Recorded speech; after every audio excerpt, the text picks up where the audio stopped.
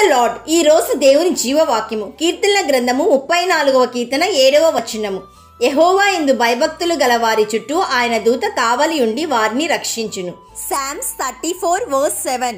The angel of the Lord encamps around those who fear him and he delivers them. ఇక్కడ దావీదు సర్వాధికారి అయిన దేవుని గురించి సాక్ష్యమిస్తున్నాడు. తన అనుభవం గురించి చెప్తున్నాడు.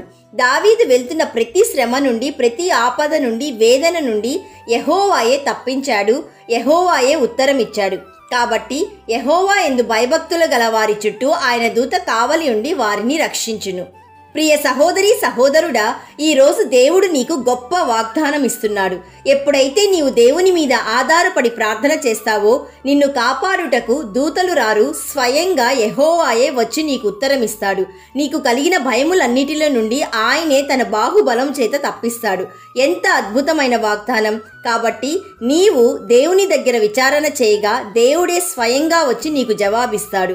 అందుకే యెహోవా ఉత్తముడని రుచి చూచి తెలుసుకొనిడి, ఆయనను ఆశ్రయించు నీవు ధన్యుడవి, ధన్యురాలివి. కాబట్టి నీకు బయట నుండి వస్తున్న ఎటువంటి సమస్యలైనా నిన్ను టచ్ చేయలేవు, నీకు హాని చేయలేవు. ఎందుకంటే యెహోవా యందు భయభక్తుల గల వారి చుట్టూ యెహోవాయే కావలి ఉండి రక్షించును. So my dear friend, this is a great promise for everyone on the earth who believes Jesus, who follow Jesus, who walk with Jesus and who love Jesus forever. కాబట్టి ప్రియ సహోదరి సహోదరుడా, ఈ దివ్యమైన వాగ్దానం నీకు నీ కుటుంబానికి ఎల్లప్పుడూ తోడుగా ఉండాలని మేము ప్రార్థిస్తున్నాము.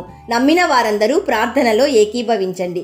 యేసయ్య, ఈరోజు మాకిచ్చిన జీవవాక్యంను బట్టి నిన్ను స్తుతిస్తున్నాము. తండ్రి, నీవే మాకు కాపరివి, రక్షకుడవు, మమ్మను కాపాడువాడవు, రక్షించువాడవు. యేసయ్య, ఈరోజు జీవవాక్యం వింటున్న ప్రతి ఒక్కరూ నీ బలిష్టమైన చేతి క్రింద సురక్షితంగా ఉండుటకు కాపాడుమని ఆశ్రయదుర్గమైన యేసయ్య నామంలో అడుగుచున్నాము తండ్రి. ఆమెన్. God bless you.